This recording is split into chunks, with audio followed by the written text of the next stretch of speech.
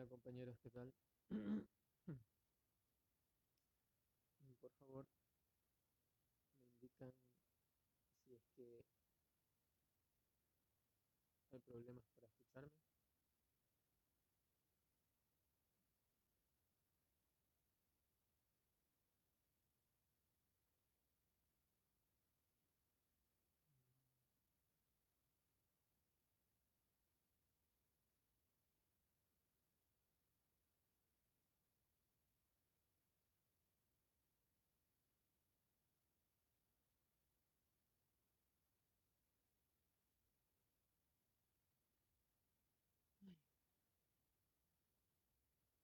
Bueno, los amigos que están empezando a conectarse a la transmisión, si por favor me ayudan comentándome si se escucha bien o si no me escuchan, si hay algún otro problema de otro tipo.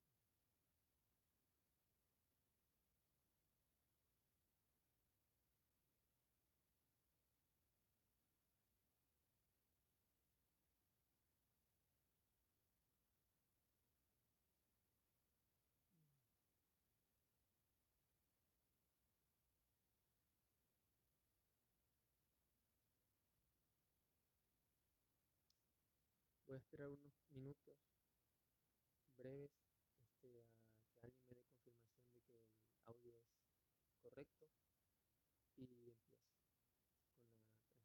Estamos un poquito tarde, así que no voy a esperar mucho, sino que voy a empezar enseguida.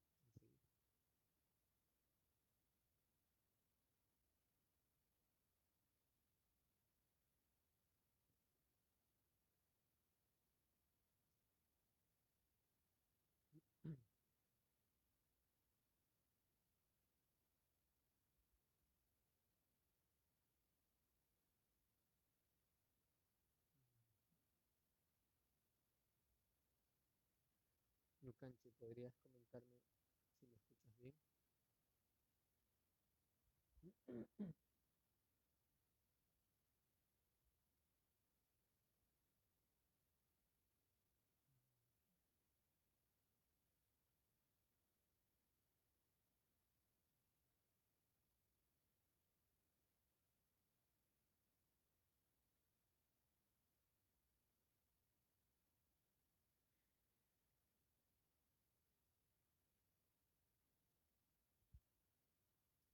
Coméntenme, compañeros, si me escuchan o no me escuchan.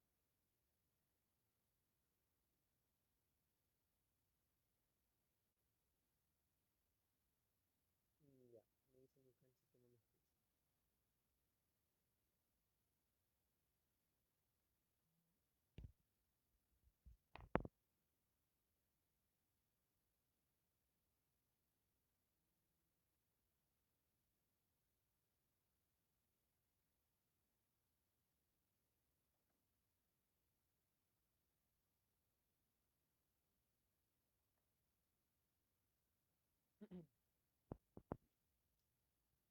Hola, compas, por favor, confírmenme si me están escuchando o si no me pueden escuchar.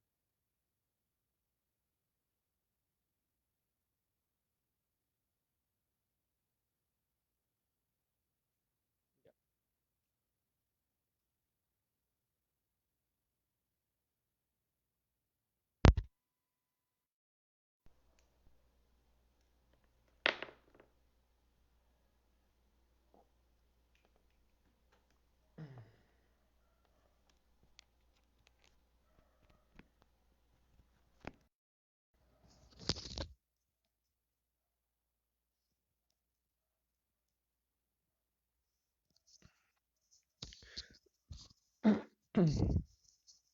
¿Qué tal ahí, compas? ¿Me escuchan? ¿Ahora ya se escucha o tampoco?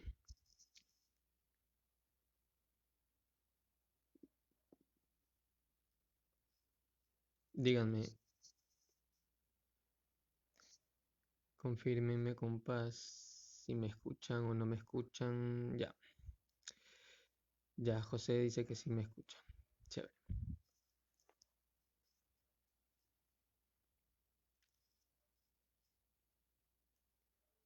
Bueno, compas, em, muchas gracias a todos por venir nuevamente a esta jornada de la escuelita de animalismos desde el sur, animalismos del sur.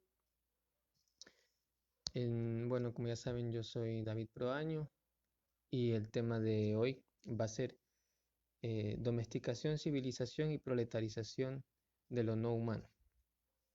De acuerdo. Bueno, un poquito de historia nuevamente, esta vez súper breve. Es un tema extenso y lamento anticiparles que no vamos a poder abarcar todo, pero yo espero por lo menos exponer las líneas clave como para que la discusión continúe después, cada uno desde sus espacios de estudio local y en el caso del estudio en Guayaquil, bueno, pues está abierta la discusión, por supuesto. Esta reflexión surgió igual hace algunos años cuando, bueno, nuevamente yo me encontraba sumergido en el estudio de los autores de la teoría crítica. Recuerdo especialmente un libro que me marcó muchísimo, que podrían revisar si es que tienen el tiempo. Se llama Dialéctica de la Ilustración. Y bueno, en este libro se expone un poquito cuál es la lógica transhistórica de esta visión de mundo que después vendría a ser la hegemónica cuando hablamos de visión de mundo o de episteme blanco hegemónica.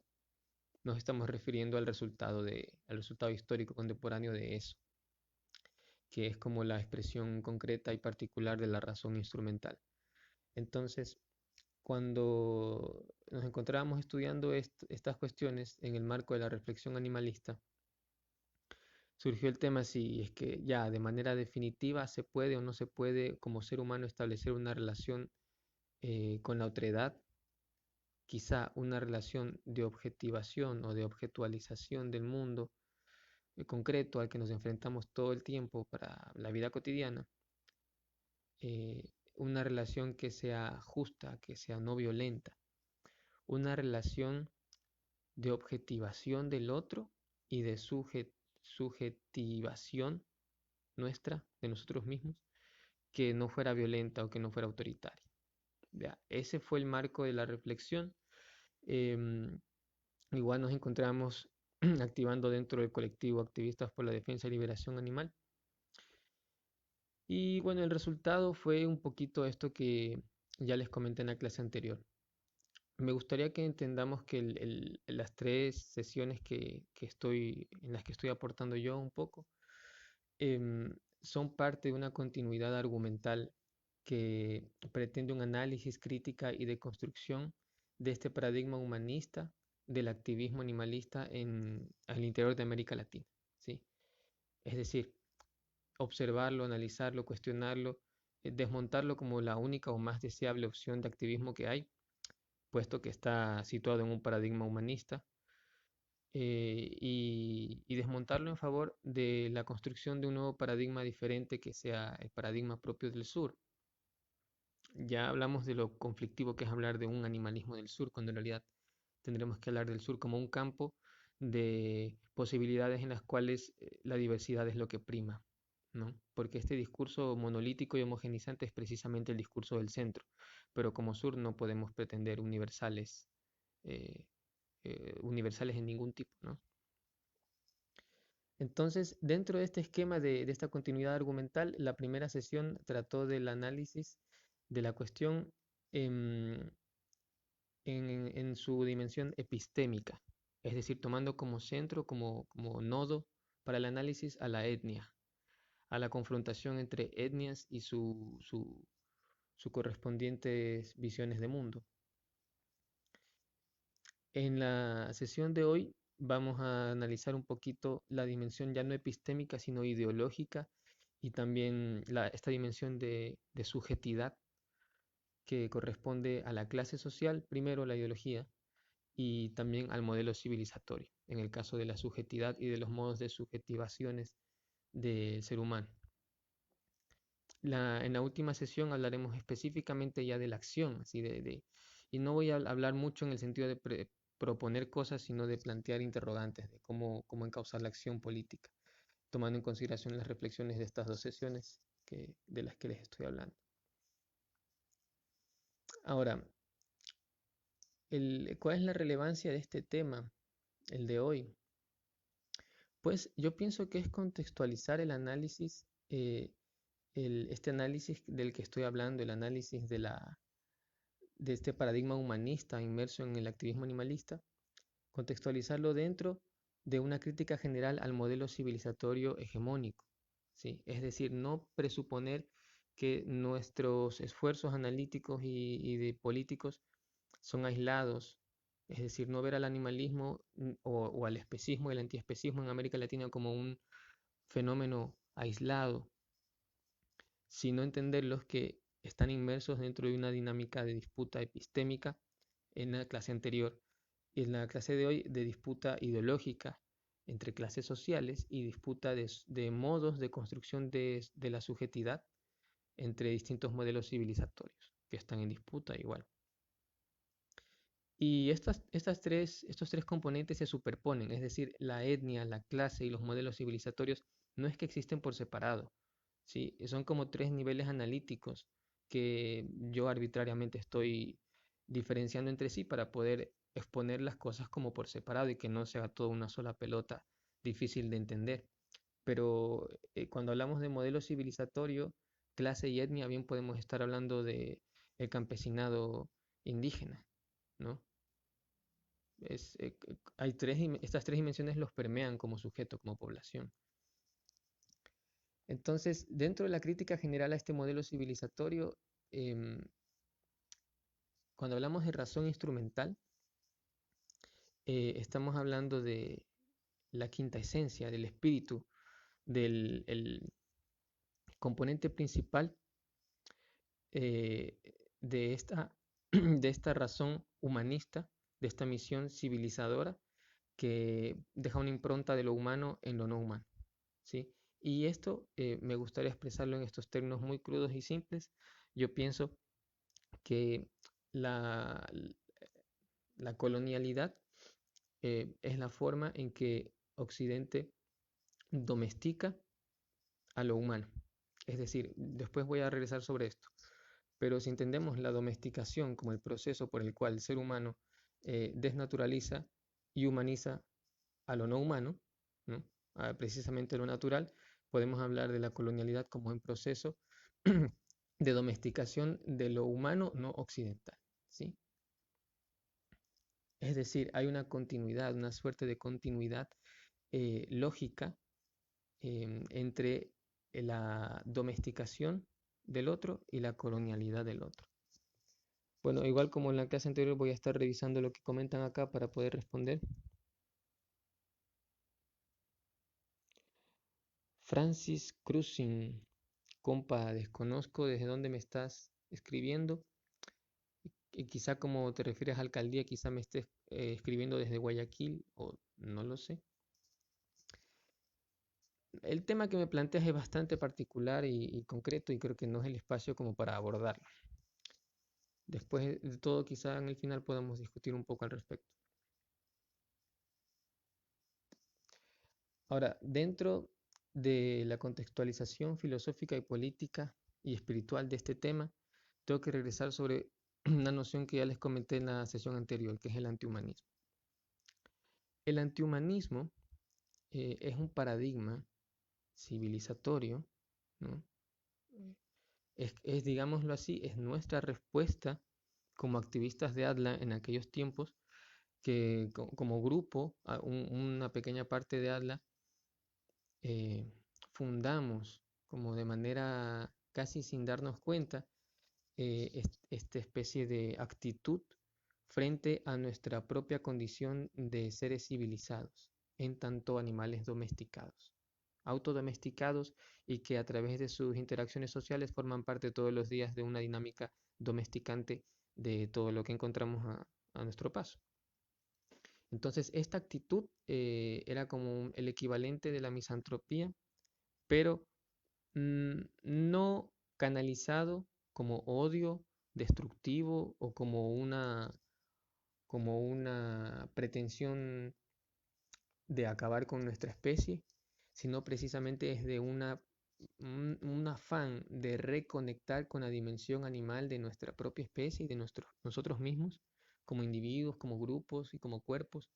Y desde esta reconexión con nuestra propia dimensión natural y salvaje y libre, plantearnos seriamente el desafío de nuestra propia supervivencia, ¿eh? Sobrevivir a nuestra propia cultura. Es decir, cómo ya identificando que nuestra cultura, nuestro modelo civilizatorio, nuestra visión de mundo, nuestra episteme hegemónica, nuestro modo de producción y de reproducción social de la vida, todo esto está abiertamente en contra de nuestra supervivencia física, biológica. Nos estamos matando, dicho de otro modo, nos estamos suicidando físicamente con el tipo de sociedad que tenemos. Y de paso nos estamos llevando a todo el planeta con nosotros. Bueno, una gran cantidad del planeta, ¿no? Es la sexta extinción masiva, no se va a acabar la vida, pero hay mucho sufrimiento de por medio. Entonces nosotros en lugar de simplemente decir, bueno, queremos que nuestra especie desaparezca porque somos un cáncer, nos abocamos a este esfuerzo de teorizar y proponer una alternativa cultural, epistémica, civilizatoria, ética, que responda a esto, eh, planteando una salida, es decir, cómo sobrevivir nosotros físicamente y al mismo tiempo, o sea, algo que requería que al mismo tiempo muramos simbólicamente, que dejemos de ser nosotros.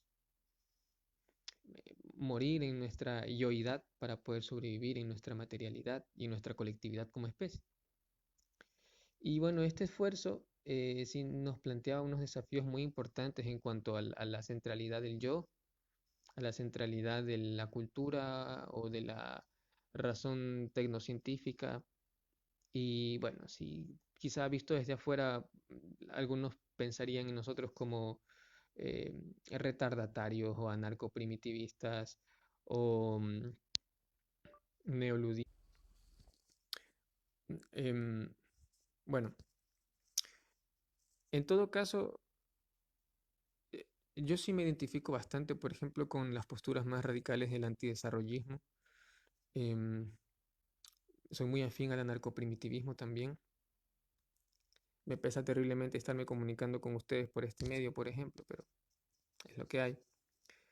En todo caso, más allá de esta situación particular mía o de algunos compañeros, lo importante es que este esfuerzo era un intento de plantear alternativas reales y globales. Es decir, que no sea como que nosotros desde nuestro pequeño grupo o núcleo de afinidad, sino cómo plantearle esto a otra gente para que desde muchos grupos se pueda abordar.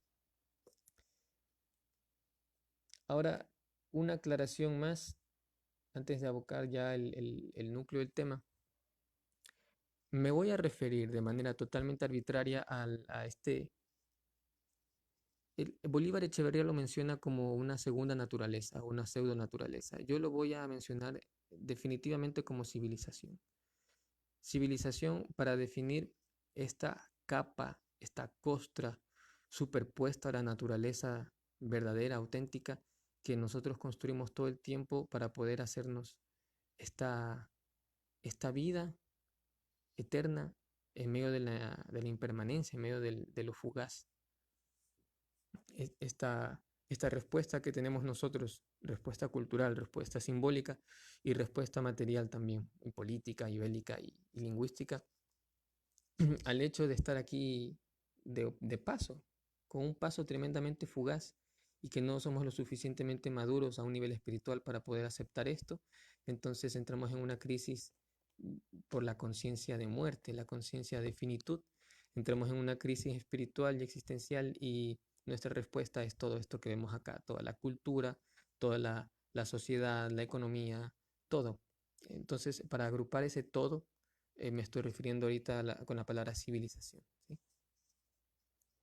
¿Sí? Y cultura, podemos decirle que es como es el componente simbólico, ¿no? Más con acento simbólico. No significa que no conlleve objetos, sino el objeto en su dimensión simbólica. Bien. Ahora, respondiendo a algunos compañeros que me han dicho, bueno, pero, y esto es algo central para mí, es muy importante, esto de, yo no creo que el capitalismo sea necesariamente un enemigo para poder activar por los animales, para ellos, para su liberación. Les voy a explicar un poquito, muy someramente, porque yo no soy economista ni nada de eso, pero les voy a explicar un poco sobre la ley de tasa decreciente de la ganancia del capital. Bueno, em, el punto de esto es que el capitalismo tiene un carácter expansivo, ¿sí? El modo de producción capitalista requiere necesariamente un soporte o una trayectoria imperialista, una trayectoria expansiva que se superpone hacia su otredad. Es decir, esta dinámica no solamente crea centros y crea periferias, sino que el centro tiene que necesariamente estar constantemente ampliando su lógica, ¿ya? Subyugando poblaciones, subyugando territorios, subyugando culturas que se encuentran, o sea, ubicándolos que pasen de ser una externalidad a ser una periferia y estar de esa manera subyugados, em, subsumidos, pero en una condición de inferioridad a esta dinámica de explotación del trabajo. Y bueno, esto es lo que definimos normalmente como imperialismo, que es el carácter expansivo, político bélico de la economía capitalista. Y este paradigma toma la invasión como base para la respuesta a las crisis de sobreproducción, las crisis periódicas de sobreproducción. Ahora, bueno, para la gente que no sabe mucho de economía y peor aún economía marxista, les explico que para Marx el capitalismo tiene crisis periódicas de sobreproducción, ¿sí? Y estas crisis periódicas de sobreproducción se deben al... no es ninguna situación anómala, o sea, es parte de la propia dinámica del capitalismo, ¿de acuerdo? Bueno, primero, antes que nada, creo que un poquito de lo básico. Definamos al capitalismo primero como un modo social de producción, ¿sí? Que está basado en la propiedad privada de los medios de producción, la explotación del trabajo asalariado, la complejización progresiva de la interdependencia económica entre individuos y grupos, y la expansión global de las relaciones de explotación capitalista y la cristalización de la fuerza vital en formas de mercancía. Estos dos componentes, la expansión global de las relaciones de explotación capitalista, es de lo que les estoy hablando en este momento. Y el punto de esta sesión va hacia la cristalización de la fuerza vital en forma de mercancías, que es lo que involucra a los animales. Aparte de esto, el capitalismo lo caracterizamos como un sistema de organización social que está basado en el fetichismo de la mercancía, ¿sí? Es decir, la reducción de las relaciones sociales a meras manifestaciones de las relaciones de intercambio entre mercancías. Dicho de otro modo, la enajenación de la vida en su cristalización objetiva y concreta, la mercancía. Y además podemos definir el capitalismo como una racionalidad y un paradigma civilizatorio, que está basado en la sustracción de la fuerza vital de los seres vivos y sus interacciones fuera de la red ecológica de Gaia, ¿ya? Volviéndola a cristalizar en forma de mercancías y acumulándola en forma de capital. Esta última premisa es como el postulado de nuestra sesión, de toda esta charla de hoy. Caracterizado así el capitalismo, veamos pues por qué es que tiene estas crisis periódicas.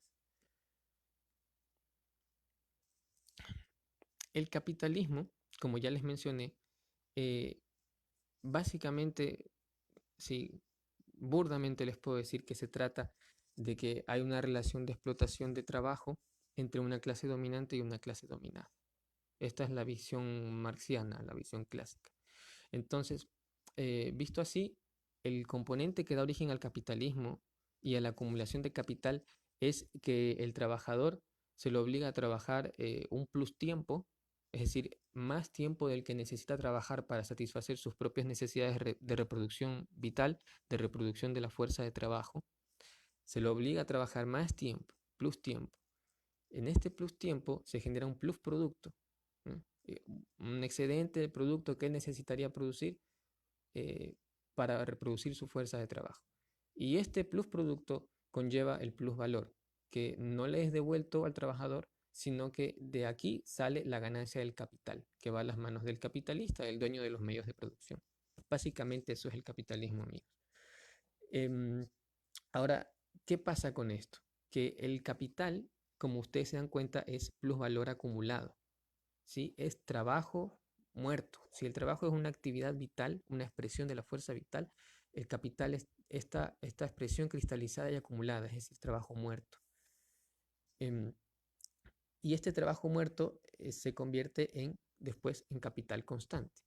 El capital constante, bueno, es todo dentro de este proceso de producción que no produce valor.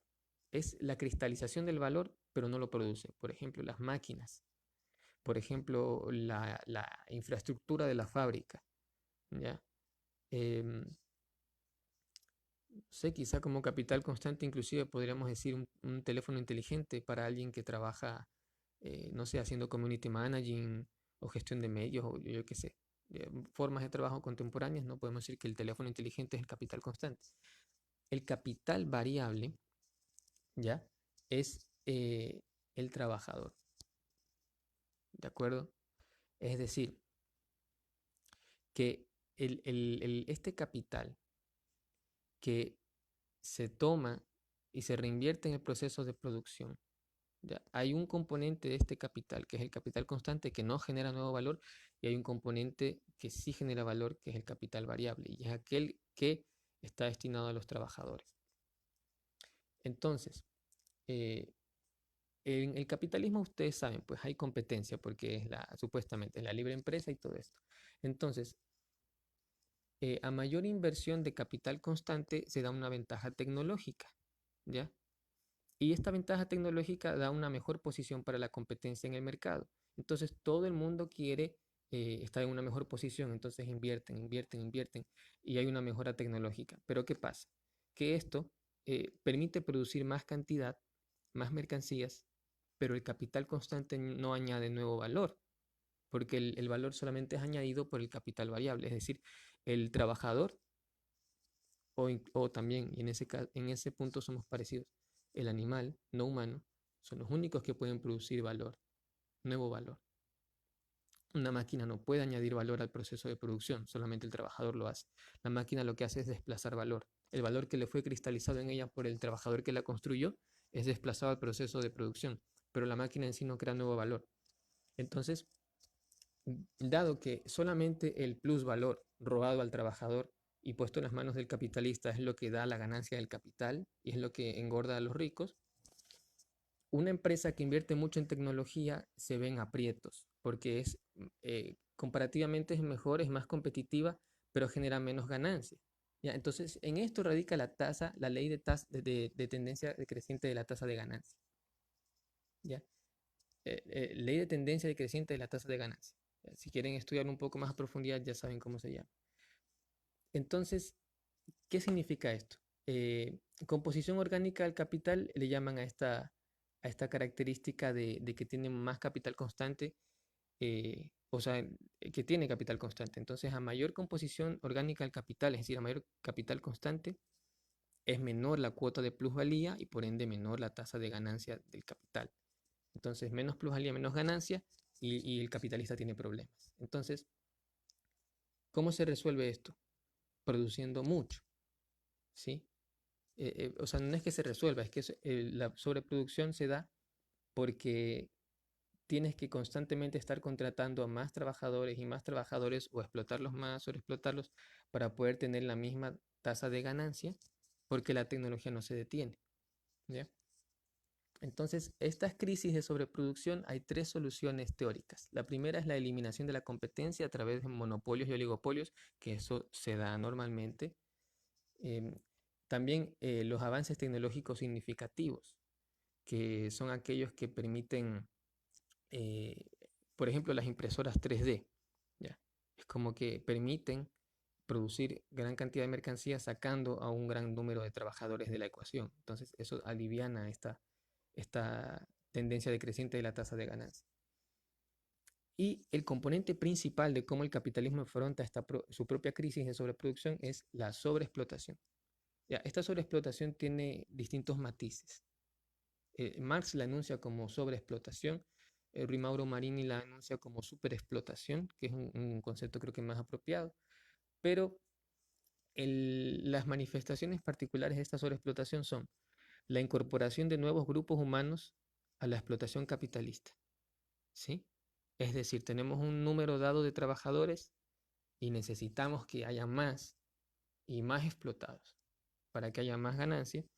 Entonces, ¿qué hacemos? Invadimos territorios y los incorporamos como mano de obra barata. Otro es el típico ejército industrial de reserva, conformado por el lumpenproletariado, eh, y bueno, etcétera. Y la colonización de nuevos territorios, en tanto invasión e incorporación de nuevos grupos humanos, ese es el componente, digamos, que Marx también vio, pero ahí falta un componente, ¿sí?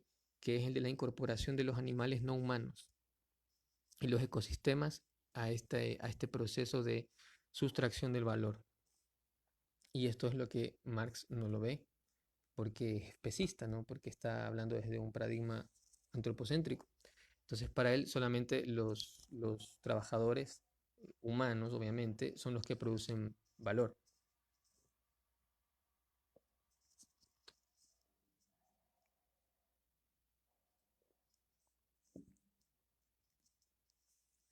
Bien, entonces el capitalismo incorpora a los animales de tres formas a su proceso de sustracción de valor.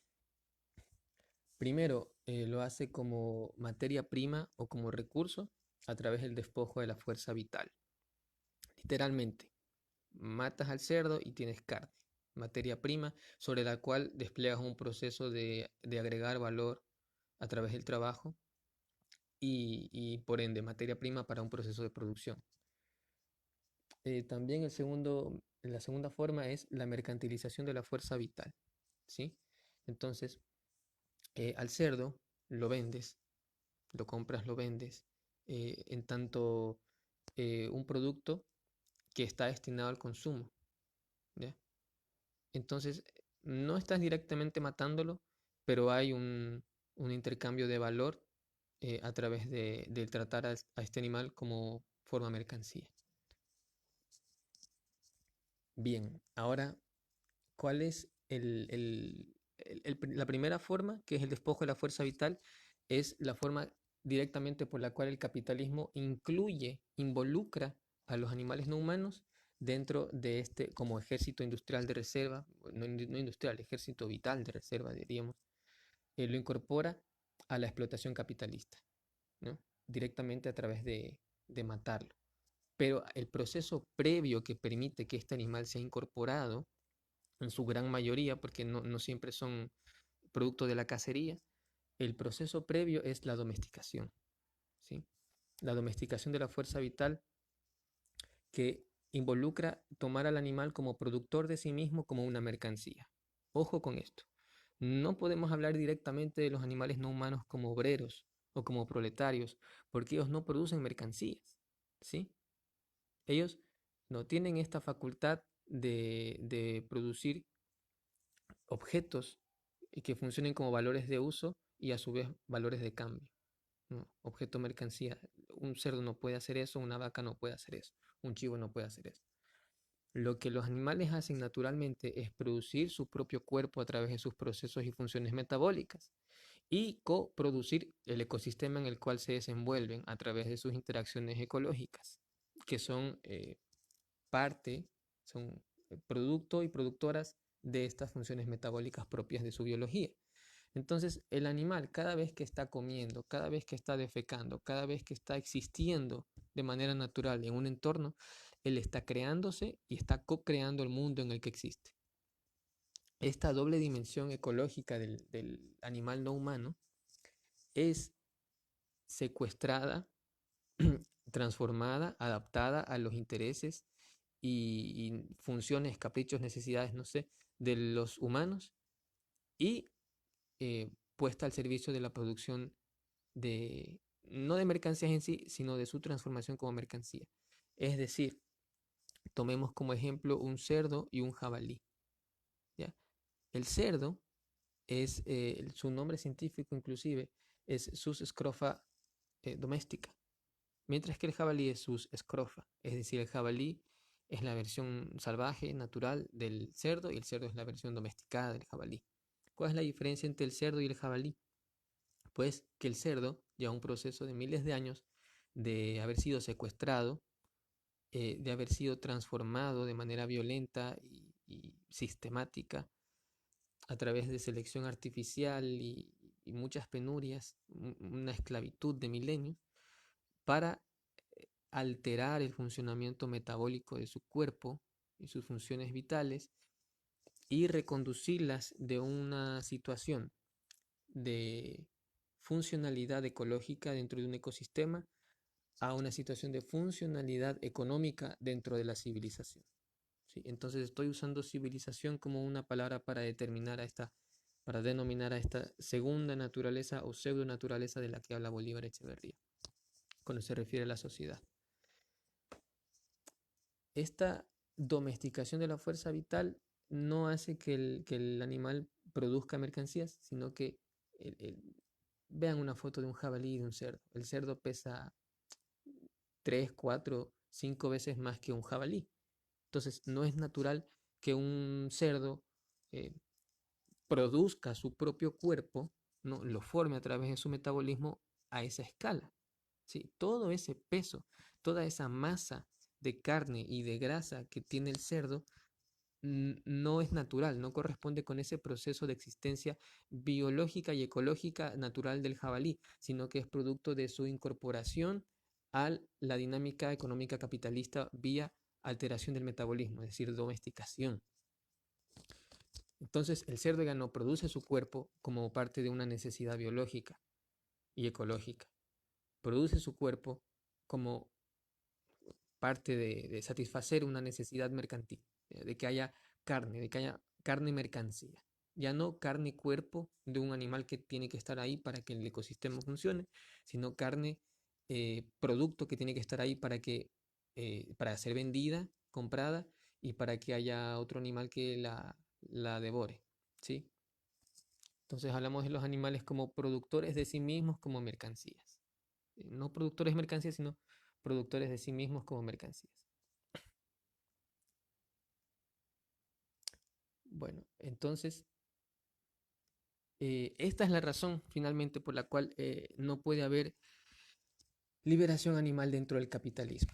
¿Por qué? Porque el capitalismo tiene, por esta ley de la tendencia decreciente de la tasa de ganancia del capital, tiene que tener una dinámica expansiva, imperialista. Y esta dinámica expansiva imperialista no solamente involucra ir a Afganistán, a Irak, a Pakistán, a invadir, a tirar bombas y después de destruir esos países, venderles la reconstrucción como mesías y darles trabajo, entre comillas, darles trabajo, esclavizándolos, incorporándolos a un proceso de reconstrucción de lo que Occidente destruyó y sustracción de recursos y subyugación de territorios. No solo es eso, el capitalismo penetra en nuestros cuerpos.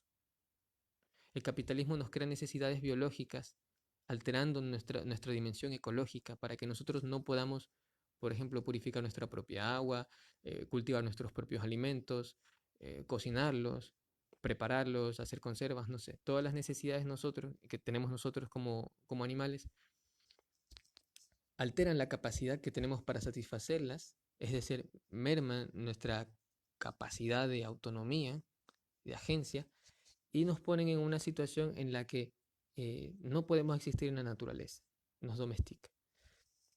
Lo mismo hacen con los animales no humanos.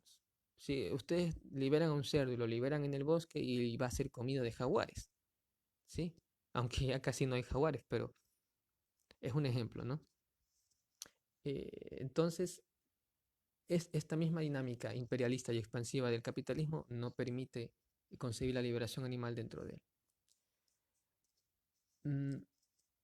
Bueno, este carácter expansivo también tiene una dimensión epistémica, que es la que ya vimos un poco en la clase, en la sesión anterior, que es esta dimensión que tiene ya no la invasión, sino la colonialidad como base para la incorporación de pueblos a esta dinámica de explotación del trabajo y de subsunción de las relaciones sociales de estos pueblos a la forma mercancía. ¿Sí? Cuando digo subsunción de las relaciones sociales a la forma mercancía, me refiero a que estos pueblos quizás tienen relaciones diplomáticas, interfamiliares, políticas, basadas en el matrimonio, basadas en la sociabilidad en general. Y estas relaciones tienen un principio que puede ser el culto a determinadas deidades, puede ser su relación específica con sus ecosistemas, con sus territorios, puede ser su concepción de la vida y la muerte, de la guerra, de la enfermedad. Pero el capitalismo lo que hace es anular la centralidad o la importancia de todo este atravesamiento ecológico, bélico, diplomático, político, familiar, e imponer la forma mercancía como el único parámetro para la sociabilidad. Es decir, todas las relaciones sociales van a verse supeditadas a la existencia de la forma mercancía. Entonces, eh, esto eh, es básicamente la dimensión epistémica de esta colonialidad, ¿no? Eh, Globalizar, básicamente es globalizar la enajenación y la razón instrumental a través de esta misión civilizadora. Y lo que hace es, en los últimos 300 años, subsumir todas las relaciones sociales a la forma mercancía, pero en los últimos 500 años lo que ha hecho es algo un poquito más profundo, más estructural, que es globalizar la razón instrumental. Y esta suerte de enajenación civilizatoria que aqueja a Occidente ahora nos aqueja a todos.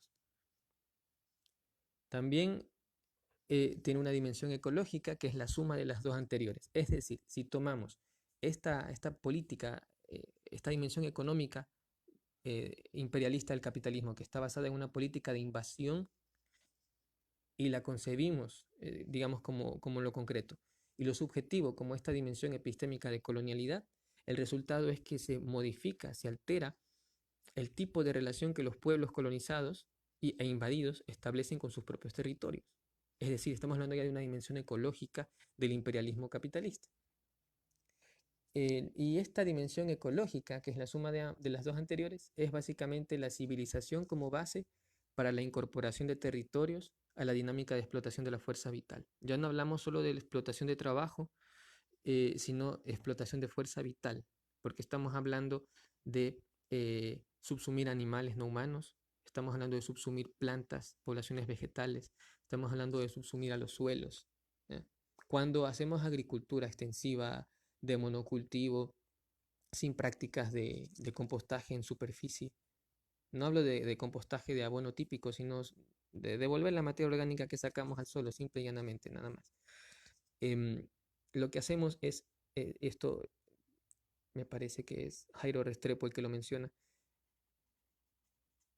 creo que también lo menciona Masanobu Fukuoka, hablan de minería de suelos agrícolas, es decir, no están produciendo alimentos simplemente, están minando, están sacando minerales del suelo para meterlo en los alimentos. Este proceso es algo que naturalmente se da de manera circular, es decir, las plantas toman minerales, pero al degradarse y volver al perfil del suelo, esos minerales son devueltos. Y esto es cíclico.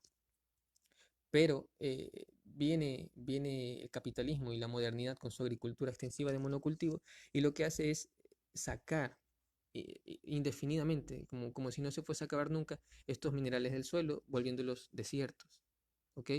Entonces, esto ya no es una explotación del trabajo o del valor, de la plusvalía, ¿no? Esto es directamente una explotación de la fuerza vital, una sustracción de fuerza vital del suelo, de las plantas, de los animales no humanos. Y esto va muchísimo más allá de este componente obrero céntrico o proletario céntrico del capitalismo y de la crítica marxiana del capitalismo. Y ya no hablamos de burguesía, hablamos directamente de civilización como el problema. Civilización en tanto esta segunda naturaleza o pseudo naturaleza a la que se refiere Bolívar Echeverría. Ahora, un poquito profundizando en lo que les acabo de comentar, les voy a mencionar rápidamente mi esquema que hice hace un tiempo. Bueno, retomando, ¿no? Hay las tres formas de incorporar al animal no humano dentro de esta dinámica de explotación capitalista, que son el despojo de la fuerza vital, es decir, tomar directamente al animal como materia prima o recurso, la mercantilización de su fuerza vital, es decir, tomarlo como producto cambiable destinado al consumo, y la domesticación de la fuerza vital, es decir, como tomar al animal como productor de sí mismo en tanto mercancía. Ya. Entonces, en este esquema que llamé hipótesis del valor fuerza vital, para explicar un poco, eh, porque Bolívar Echeverría ya analiza esto. Este artículo de él lo encontré recientemente, entonces muchas nociones él las explica de otra manera y abarca bastante de lo que voy a decir, pero el gran punto de esto es que él no logra trascender la concepción de la sociedad como una segunda naturaleza, ¿sí? Es decir, él se queda en la crítica del capitalismo como esta forma de enajenación. Lo, lo voy a citar para no faltar a la verdad. Citando a Hegel y a Marx, describe la definición ecológica, la definición de la relación ecológica entre el humano y la naturaleza en tanto instrumentalización. La define de este modo. Este comportamiento de un sector de la naturaleza se caracteriza por la organización autónoma de un conjunto de elementos minerales como una totalidad parcial que se enfrenta a la totalidad global de la naturaleza en un proceso metabólico. La totalidad orgánica actúa sobre una zona o territorio de la naturaleza para recibir una reacción de esta, favorable al mantenimiento de su principio de organización. Lo que está diciendo es que el ser humano, a diferencia de los animales no humanos, se diferenció de manera individual, ¿no? Con la capacidad de relacionarse con un sector de la naturaleza con cierta libertad. Es decir, con un sentido estratégico, decir, bueno, yo voy a hacer esto en este ecosistema y dependiendo del resultado que obtenga, voy definiendo paso a paso si continúo con esto, lo modifico, etcétera, dependiendo del cuán favorable es para mi supervivencia como individuo diferenciado, eh, esta respuesta que me da la naturaleza. Entonces, la totalidad orgánica actúa sobre una zona. No, esperen. El individuo tiene en sí mismo un principio de autoconfiguración y se enfrenta como sujeto al mundo objetivo que le sirve de condición de su existencia, y al que priva de su estado propio al convertirlo en un medio suyo, al darle su propia subjetividad como sustancia. Esto es lo importante, compañeros.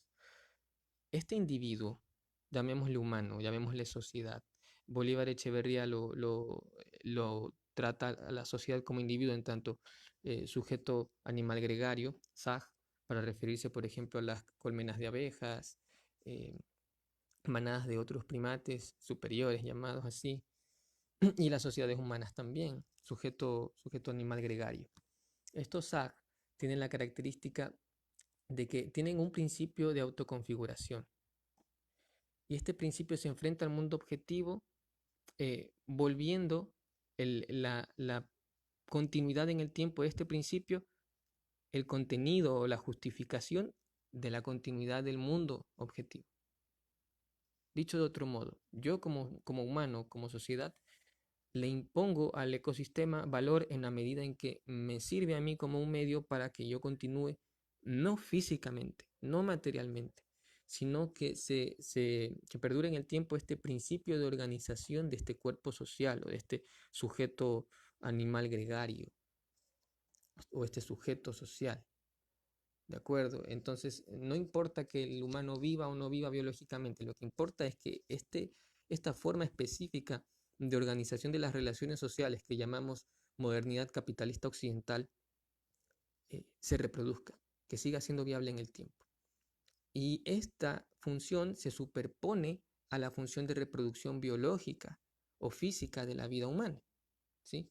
Y lo interesante, o sea, la crítica que hace Bolívar Echeverría es que esta, esta disociación de la funcionalidad de la reproducción social eh, es contradictoria. Es decir, que esta forma específica de organización social de la vida, que llamamos modernidad capitalista occidental, que siga en el tiempo, que continúe en el tiempo, implica que se sacrifique la continuidad en el tiempo de la existencia física de la especie. O sea, en general, porque nos matamos, nos explotamos, nos hambreamos, generamos pandemias. pero además porque socavamos la existencia de los ecosistemas que nos sostienen. O bueno, no hablemos de la existencia porque eso es un poco arrogante, pero socavamos la capacidad de carga de estos ecosistemas, la excedemos. Excedemos la posibilidad de que estos ecosistemas sigan sosteniéndonos. Hasta ahí llega la crítica de Bolívar Echeverría a esta dimensión dual y contradictoria de lo que él llama segunda naturaleza o pseudonaturaleza con la naturaleza de verdad.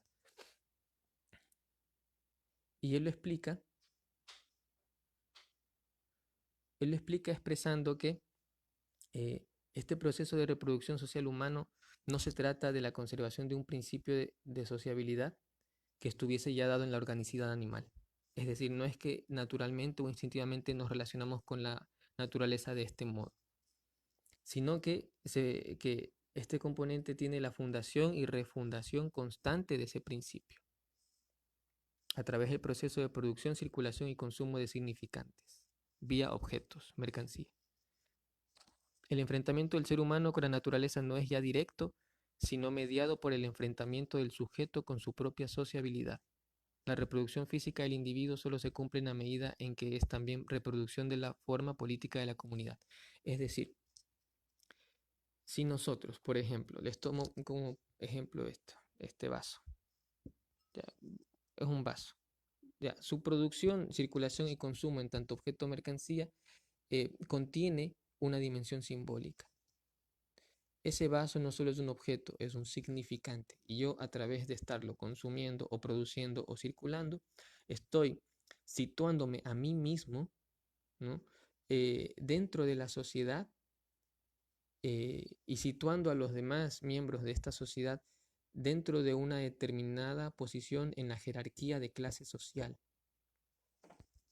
Estoy constantemente a cada momento afirmando o eh, subvirtiendo, criticando, poniendo en duda la validez de este principio de organización social, este principio de sociabilidad, de que en este caso para Bolívar Echeverría es la clase, la explotación del trabajo, y bueno, para la tradición marxista es así, para lo que planteo yo vendría a ser la sustracción de la fuerza vital. Cada vez que yo me relaciono económicamente con algo, ¿sí? Estoy, a su vez, no solamente relacionándome con objetos, estoy, es como si yo tuviera una urna donde estoy sufragando todo el tiempo. Y cada cosa que hago, estoy diciendo, yo elijo tal o cual posibilidad de actualización de todas estas opciones. De entre todas estas opciones de organización social que manan, emergen de un campo infinito de posibilidades, estoy eligiendo un curso determinado, que es el curso hegemónico o alguno de los cursos contrahegemónicos. O es el curso legítimo o alguno de los cursos ilegítimos, subalternos. Y esto no solamente es una cuestión de buenos y malos, es una cuestión de poder, es decir, de lo que se concibe como lo real y de lo que se escapa a esta capacidad que tiene el poder o la hegemonía para determinar lo que es verdad, es decir, inventar nuevas realidades. Es un poquito ese sentido surrealista que tiene el temperamento revolucionario. Entonces, cada vez que yo decido, por ejemplo, no ir al supermercado, sino tener mi propio huerto, ¿sí? Yo estoy afirmativamente saliéndome de un proceso de reproducción simbólica, de reproducción de la legitimidad a un nivel simbólico de esta sociedad. Estoy diciendo, no voy a formar parte de este proceso de producción de la miseria, de consumo de la miseria y de la desigualdad, sino que estoy en la esfera de mi propia autonomía y de una relación más ecológica conmigo mismo y con mi territorio. Por ponerles un ejemplo así. Entonces, cuando nosotros criticamos, por ejemplo, la explotación animal, no podemos pretender criticarla en abstracto, en el sentido de seguir participando de estos procesos objetivos que sostienen la subjetivación del animal como ser doméstico, ¿no? Como pseudo proletario, digamos, eh, o que lo sostienen la subjetivación del animal, es decir, cómo viene a jugar el papel del animal dentro de la subjetividad de la sociedad. No podemos seguir respaldando este proceso económico que lo ve como mercancía, como recurso, como materia prima o como pseudo proletario y simplemente cambiarle el contenido, pero no la forma, porque la forma es lo que crea esta concepción de la realidad, ¿no?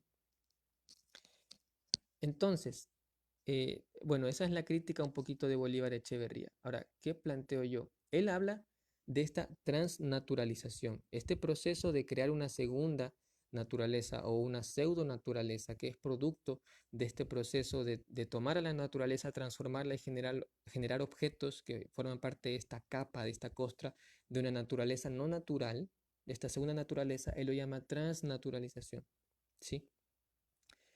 Este es un proceso, efectivamente, es una humanización del mundo, no humano, y forma parte de esta dimensión civilizatoria, eh, esta dimensión subjetivante del carácter colonial e imperialista del capitalismo que está en constante expansión, porque si no se expande, entra en crisis y se muere, revienta.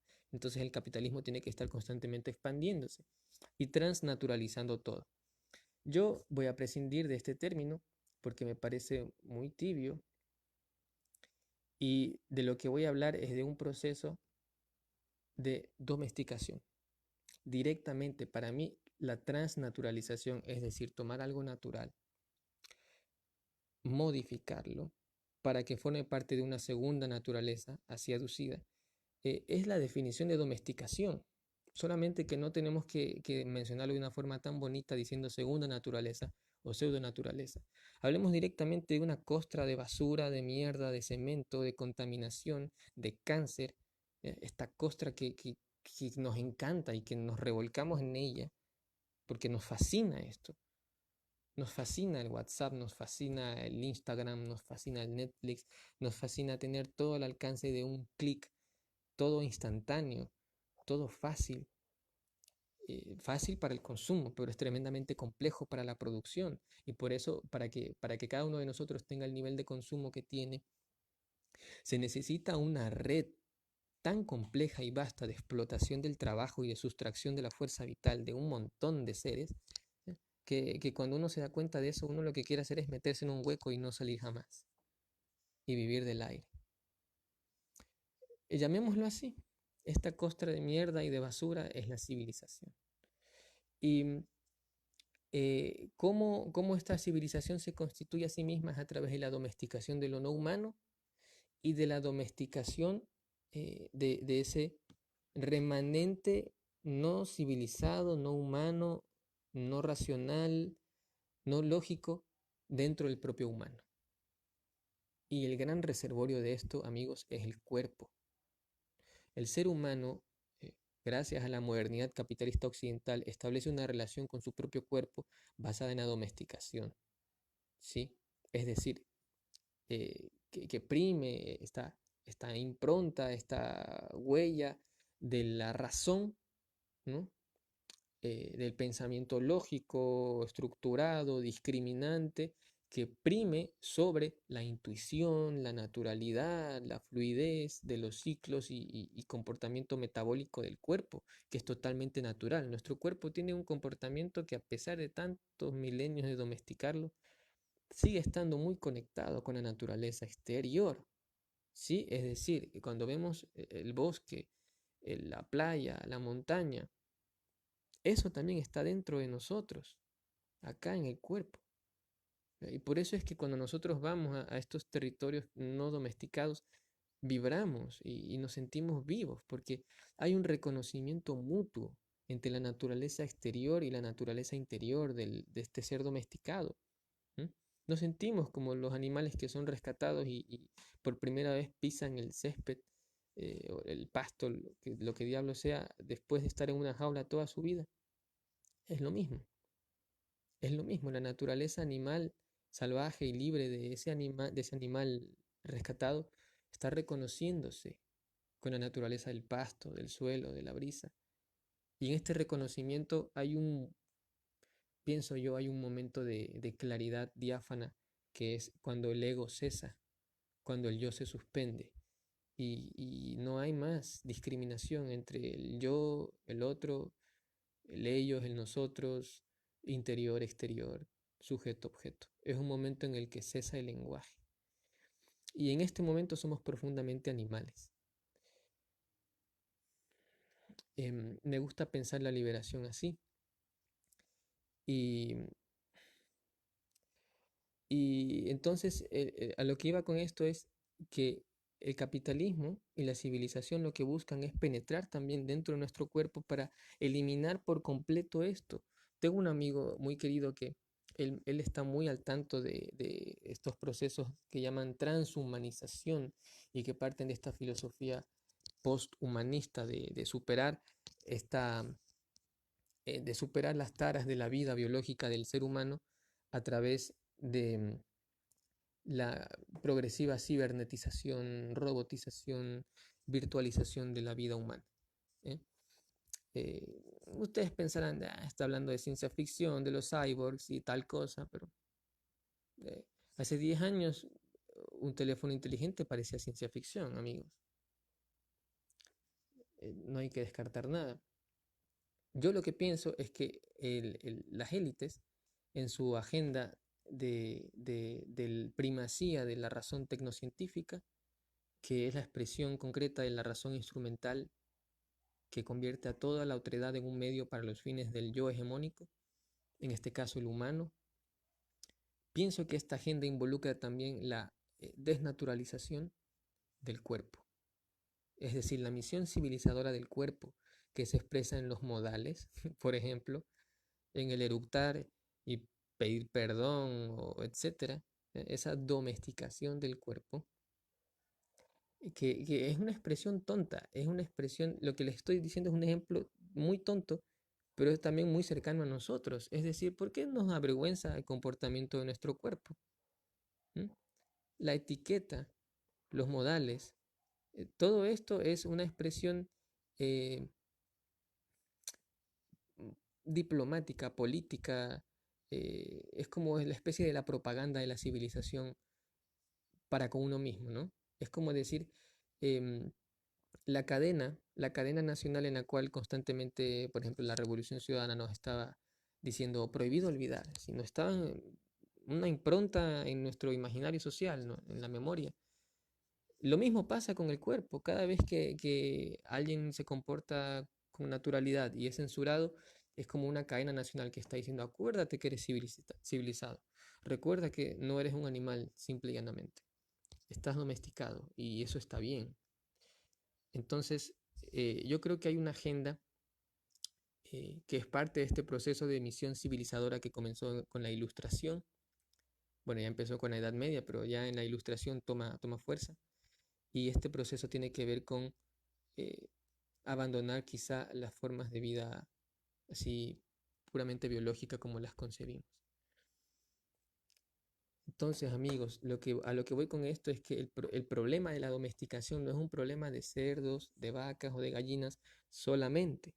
Nosotros somos parte de este paradigma, este modelo civilizatorio que los domestica a ellos, que subyuga sus cuerpos, que los secuestra, los transforma, adapta a necesidades no naturales, necesidades artificiosas de esta costra de mierda que llamamos civilización y las pone al servicio de la forma mercancía. Este proceso también sucede con nosotros. Yo bien podría esbozar, decir, la colonialidad es la expresión eh, la colonialidad es la expresión epistémica y de eje étnico de la domesticación, ¿sí? Intrahumana.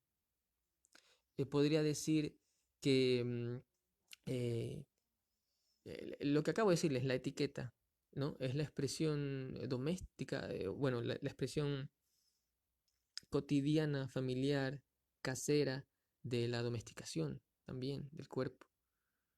Eh, entonces, no nos concibamos superiores o por fuera de esta dimensión de subyugación del cuerpo.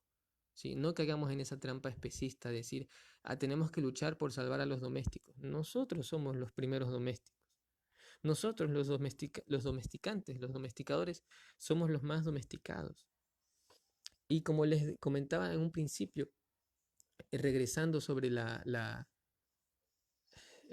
eje un poco filosófico y espiritual de esto, de por medio hay un profundo temor a la muerte, compañeros. Hay un profundo una profunda incapacidad de aceptar la naturalidad de la muerte como parte del proceso ecológico global de la vida. Y esto es lo que a nosotros nos dispara esta angustia y necesidad de congelar los momentos, congelar las experiencias, trascender el tiempo. Y precisamente esa es la definición, si nos vamos a símiles biológicos, estamos hablando de estreñimiento, ¿sí?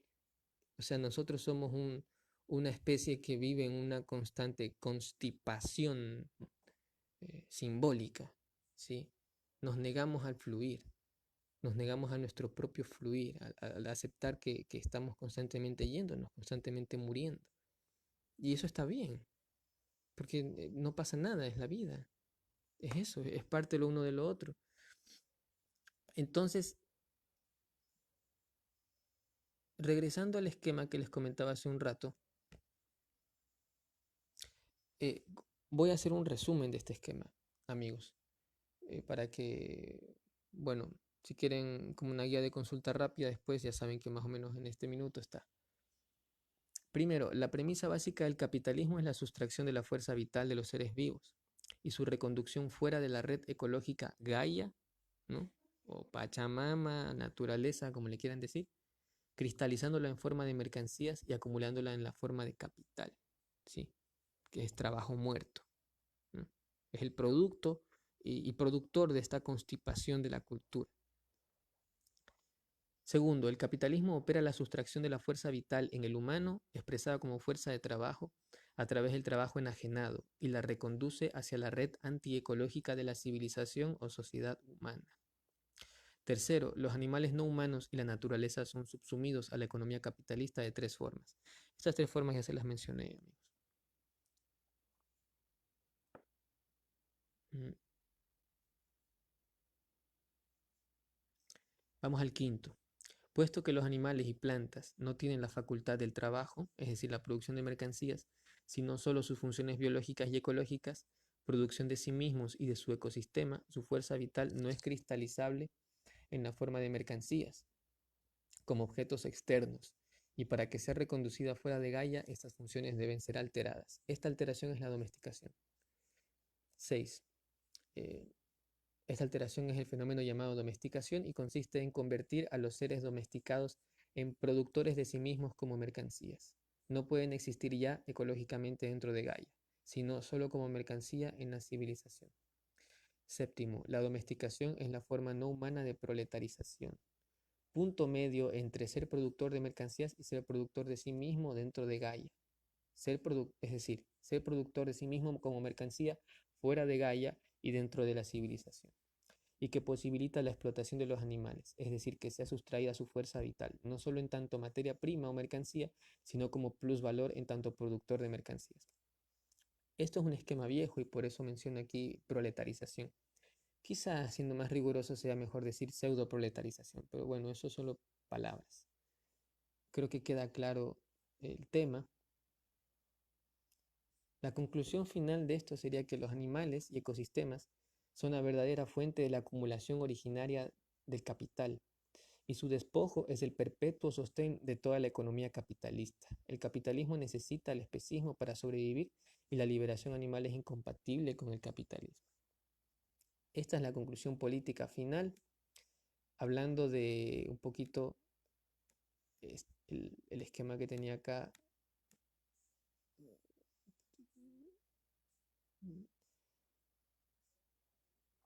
Otra conclusión válida e importante sería que de la misma forma que el capitalismo y colonialidad son indisociables, capitalismo y domesticación, y por ende especismo, también son indisociables. La noción de civilización, tal y como la conocemos, y capitalismo también son indisociables. Y por último, otra conclusión es que el antihumanismo es nada más y nada menos que una desdomesticación, ¿sí? El movimiento antihumanista es básicamente desdomesticarnos, ¿sí? Volver a ser, volver a reconocernos como animales y volver a conectar con esa dimensión salvaje y natural que habita en nosotros. Y hacer política desde ahí. Y esta política desde ahí es, bueno, esto que llamamos veganismo popular, ¿no? Pero el veganismo popular tiene otro componente muy fuerte de interser, de dimensión clasista, ¿no? De reconocernos como interser, situados dentro de un esquema clasista, pero intentando trascender la clase, es decir, intentando reintegrarnos. No es ninguna postura de centro, ¿no? No es esa clase de reintegración.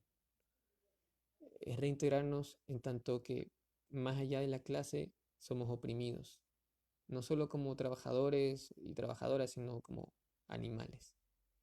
O esa pequeña parte de naturalidad salvaje que está en nosotros, esa parte grita que quiere liberación.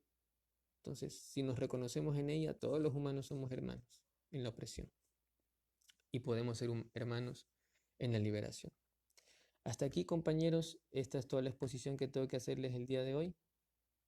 Ha sido muy burda, muy superficial y muy relajada también, pero yo creo que en el futuro habrá más oportunidades para seguirla discutiendo, quizá de manera más especializada. Voy a esperar unos minutos si alguno de ustedes quiere formular alguna pregunta, alguna observación, acotación, lo que sea. Me quedo aquí unos minutos para comentar y si no, hasta la próxima.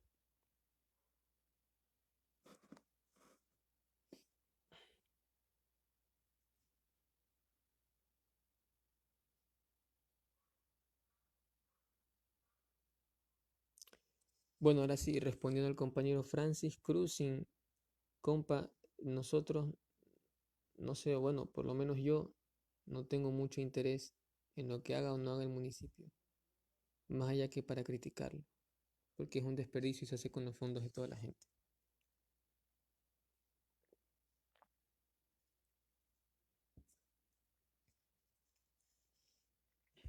Debemos recordar el papel real, el papel político y administrativo real que tienen los municipios dentro de este panorama de la explotación y la sustracción de la fuerza vital. No creo que un municipio tenga mucho interés en el bienestar o peor aún en la liberación de los animales.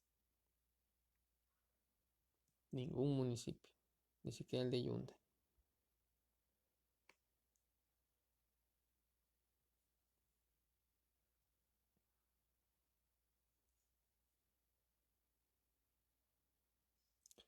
Mm,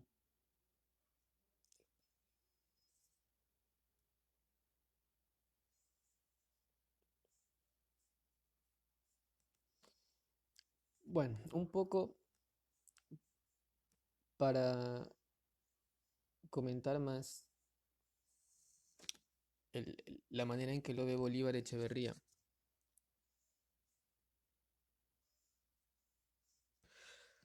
Bolívar Echeverría menciona que el componente principal que tiene esta, este carácter doble, dual del proceso de reproducción social de la vida, el componente principal es la libertad. Es decir, lo que les mencionaba, de que este principio de sociabilidad no está dado, no está contenido ya de antemano en el propio funcionamiento metabólico de la especie. ¿Ya? No es instintivo, sino que es un juego, en el sentido de que está actualizándose de una forma o de otra a cada momento. Y esto es un juego en el sentido de que está abierto. ¿Sí? Tú puedes escoger actualizarlo de una forma o de otra a libertad, pero individualmente, ¿no? Como colectivo es más difícil, pero ahí está la resistencia. Entonces les explicaba que para mí esa no es la diferencia fundamental, sino que la diferencia fundamental es que el ser humano parte para esta reproducción social de la vida, es decir, la reproducción de este principio de sociabilidad parte de un afán domesticante, porque, vuelvo sobre lo anterior, porque está motivado por una profunda crisis existencial, una profunda crisis de aceptación de la muerte. Entonces él no puede aceptar ser parte sin más, ya y punto, de esta ecología natural que lo va a sepultar en algún momento, porque en el ecosistema todo tiene que ser sepultado en algún momento, ¿sí? Hasta los árboles, por eso hay hongos, para comerse los árboles cuando se pudren. todo, hasta las piedras, todo tiene que ser impermanente en el ecosistema. Entonces el ser humano, al no poder aceptar esto, lo que hace es crear toda una empresa civilizatoria domesticante de sí mismo y de todo lo demás, para asegurarse una guarida, una fortaleza de permanencia indefinida, de permanencia eterna, eh, dentro de esta ecología de transitoriedad, ¿sí? Entonces, en ese sentido, el componente que nos diferenciaría a nosotros del resto de animales es que nosotros somos unos cobardes, que respondemos a nuestra propia cobardía subyugándonos a nosotros mismos, a un artificio de vida eterna y subyugando a los demás a través de la domesticación. Y esto es paradójico porque al final va a acabar matándonos como especie. Esa es mi propuesta de lo que nos definiría a nosotros como especie, distinguiéndonos del resto de animales, más allá que la libertad en sí misma. Entonces, nuestras discusiones políticas no deberían estar abocadas a tratar este tema de la libertad, sino así en sí mismo, o por lo menos no todavía, sino a tratar el tema de la domesticación y cómo desdomesticarnos.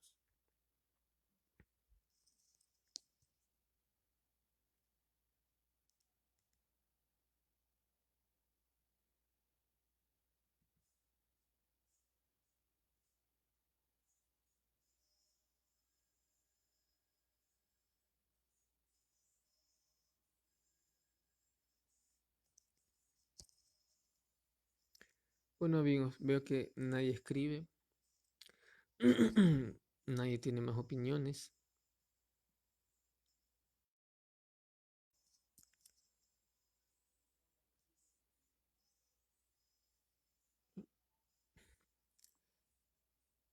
Si alguno de ustedes no escribe, entonces creo que, bueno, no tengo más que comentar por el día de hoy. Así que creo que ya daríamos por terminada esta sesión. Les agradezco mucho por haber estado presentes. Les agradezco mucho que sus espacios particulares, locales, estén activando y estén dándose estos espacios, cada uno en su tiempo, para poder estudiar y formarse y discutir estos temas. Em, los insto a que establezcamos una conversación, una comunicación más allá de que estemos lejos y crezcamos intelectualmente juntos para crecer políticamente juntos. Yo, yo como individuo con mi pequeño núcleo de afinidad no hago absolutamente nada por los animales si me quedo en esa dimensión tan reducida de mi propio activismo personal o de un grupo muy pequeño. ¿Sí? Entonces, estamos activando con ideas ahorita para generar tendencias políticas nuestras, antiautoritarias, radicales, y de ese modo poder inclinar la balanza de la lucha política en una dirección que beneficie a los animales. ¿No? Entonces, agradezco este esfuerzo de Adla, de Juan José Ponce y de todos los compañeros que han expresado sus lecturas en este, en este espacio. Estaremos en la próxima sesión con el tema del interser y el veganismo popular. Y me parece que la última sesión estará cubierta por el tema de eh, abortar al especismo, me parece, a cargo de Isabela Chávez. Están invitados a estas dos sesiones próximas y hasta aquí, compas. Un saludo.